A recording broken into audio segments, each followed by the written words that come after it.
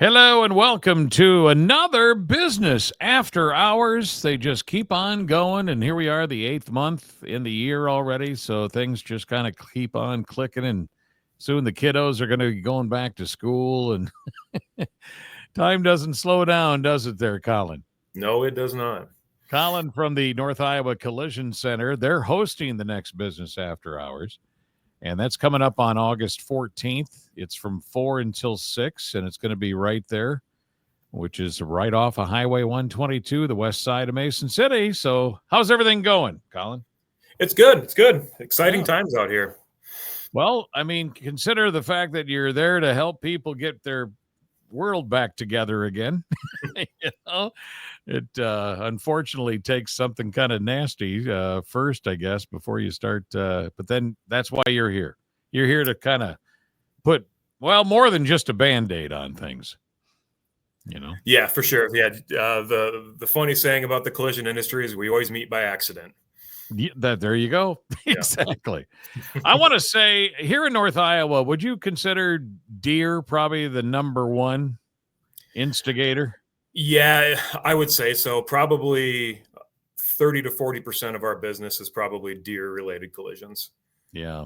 We're never going to get away from that, are we? No, we are not. No, yeah. And I bet you've seen it all. I mean, well, I never want to say you've seen it all, but I've seen a lot, right? Just like you could probably say the same thing.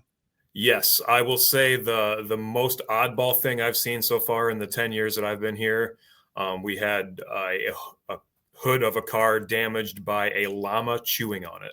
What? Yeah. Where do you go to see a llama? I don't remember the specifics of it, but yeah, somebody had a llama as a pet and it chewed the hood. Oh my gosh. That was one hungry llama. I'm telling apparently. you. That's great. Yeah, so a little bit of history at North Iowa Collision Center. I've you guys have changed hands, I think maybe a couple of times, but you've been there, you said, for 10 years. When did it start? Tell us history. So it was started in 1999 in Industrial Park in Clear Lake. Wow. Got to go way back then. Yep. Yeah. So 26 years. And then it moved out to where the location is now? In 2014, it moved out into the old Red Power building once they built their facility and moved over next door. That's right. You guys got a lot of room out there. But then again, you get a lot of vehicles that need. I could use some more room, actually. You could use some more room. Yeah. Wow. So, and it's not just cars either. I mean, you're repairing everything. I would think anything from semis to maybe even motorcycles. We don't do much with motorcycles, but we do semis, RVs, tractors. I mean, pretty much you name it, we pretty much fix it. Yeah, never realized that tractors get damaged too. Yep. So yeah, have you? I bet you are encouraged when you get something new, because it's like, it's a new challenge. It's always exciting when we get to do something we've never seen or never done before. It keeps the guys engaged and keeps the monotony away. Yeah. It's exciting. Not to give away secrets and how you do things, but what's the one detail that is the hardest thing about putting something back together again? Honestly, remembering how it all goes back together in order to make sure that it sounds silly, but make sure the bolts are in the right place. Cause you take apart a front end of a vehicle and there's 400 fasteners and you got to remember where those go because it's important. Well, they put them there for a reason and a certain type of fastener there for a reason. So it's got to go back in that same way. You ever have a customer come up and say, well, this is what it used to look like. And now yes. Please put it back to this. Yes. Yeah, we've had some customers that have tried to do their own thing and bring it in and say, please help me. Yeah. And sometimes I would think even the paint, you got to match that paint because, maybe you're not doing all of the vehicle, you're just doing some of it and you got to match that baby. And I don't know how you guys decipher. It's like, okay, we got to make it look like it's 10 years old. Yeah, exactly. So there's fading involved that we have to take into account. But yeah, the technology these days, everything's computerized. Right. We have spectrometers that find the correct paint code, because it's not as simple as just painting it the same color as it was before. Yeah. It's much more complicated than that, and then using different blending techniques and polishing techniques in order to make it look like it did before, or better. Better is always the what we're trying for. Obviously. Speaking of technology, I get to ask this question a lot now. How much has AI come into your business? So we're starting to see it infiltrate a little bit. We have systems in our estimating software that will basically write an estimate for us based upon Okay. photos. Not necessarily all that accurate. It's still going to take some human interaction in order to make sure that it's accurate. But we're starting to see the insurance companies a lot using AI to write their initial claims estimate. Sometimes it's good, sometimes it's not good. Yeah. Yeah. But yeah, that's pretty much all we're seeing right now is just the computer software for the estimates being AI. Well, I think, and we talk about it a lot. I mean, I know it comes up in conversation in my little talks, I guess, with people and stuff. We always talk about AI. I think it's just something that's kind of like the computer, just the computer Mhm. in general. It's something we just have to accept, and we're going to Yeah. have to learn. Yep. I mean, It's coming whether we like it or not. Colin, you've been around long enough. I think we just have to adapt on everything, I mean, Yep. you're learning things today and you're going to learn more tomorrow than you did 10 years ago. And it's just a constant, but I think it's good. It's good for our brains, right? 100%. Yeah. The automotive collision industry, they say that in the next 5 years is going to change more than it did in the previous 20 years. Oh, I bet.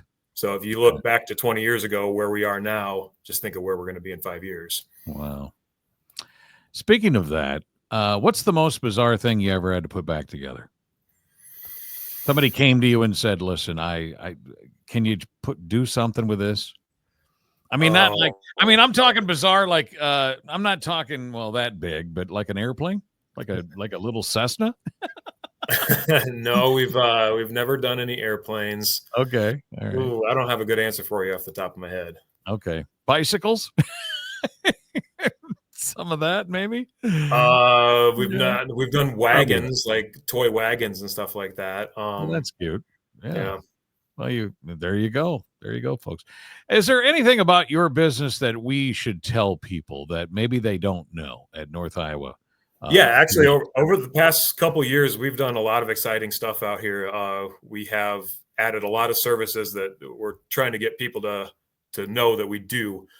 We have added a total of 3 more businesses out here outside of the collision business to try to make us kind of a one-stop shop for both repair and kind of customization needs. So we have a business out here called Auto Glass of North Iowa that does windshield replacement, chip repair, just glass replacement in general. Okay. We also have Ultimate Auto Films. That does window tinting, paint protection film, vinyl wrapping, ceramic coating, paint correction, kind of everything like that. And then we have Line X of Clear Lake and Mason City. So we do bed liners, truck accessories, toppers. Wow. Everything you can think of undercoating for trucks. We do all of that. Boy, I did not know you guys did the Line-X stuff too now. Yep. That's great. Yep. Oh, man. Okay. Because I knew they either moved or you guys took them over then? Is that the deal? Or they stopped being a Line-X franchise, and so we took it over. Took that over, yeah. Yep. Good stuff for the truck, I tell you. Yeah, absolutely. So yeah, we've done a lot of work on our showroom here. That'll be a surprise to you when you walk in. I remember you were out in our estimating bay broadcasting. That'll be a surprise to you. We've put a lot of work into it to make it look good for the customers, to showcase all the different products that we offer here. Yeah, that's great. Speaking of that, so let's talk about business after hours a little bit. August 14th is when it is, 4 to 6. What's going on then? Where are you going to have So we are going to have a kind of a car show out here, and it's not going to be open to the public. We are just showcasing all the employees' rides that we've been working really hard on, and then a few of the vehicles that we've done big builds on for customers. So it'll kind of just be an employees and kind of a VIP, if you will, car show for you guys to look at. We're going to have We're going to have food, obviously. So Red, White, and Brew is owned by a good friend of mine over in Britt. So they're going to be taking care of all the catering. Okay.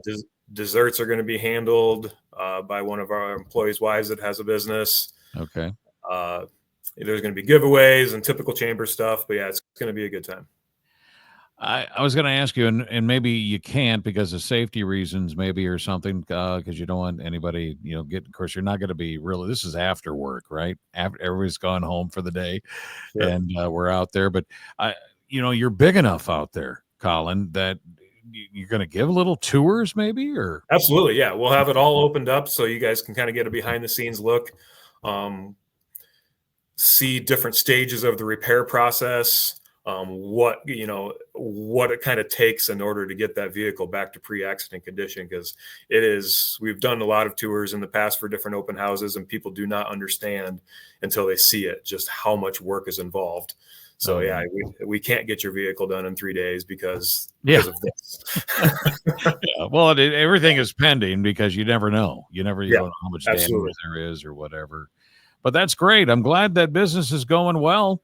I'm sure that you're going to get asked this just because this is the going question. Has tariffs done anything to you as far as pricing of different metals, things like that? We haven't seen too much as far as like the actual car parts. Where we're getting hit more with tariffs is in our paint. Okay. So the prices on that are going up because all of that is formulated overseas. Okay. But other than that, we haven't been affected too much by it. Well, that's good. That's good. Yeah.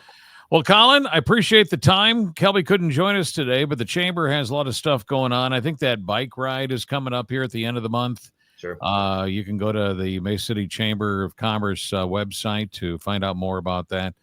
And then, of course, North Iowa Collision Center is where the business after hours is going to be coming up around the corner next. At the time of this recording, anyway, it'll be next week, August 14th. And you're Highway 122, the west side. It's like you said, where the old Red Power was. You got to go out there, past Deckers and all that way out that way. Yep, and, absolutely. You got your big sign out there. So yes, we do. Yeah. All right, Colin, appreciate the time, and we'll get the note out, and we'll talk to you soon. Okay. Thanks for having me, Harry. You got it. Business After Hours.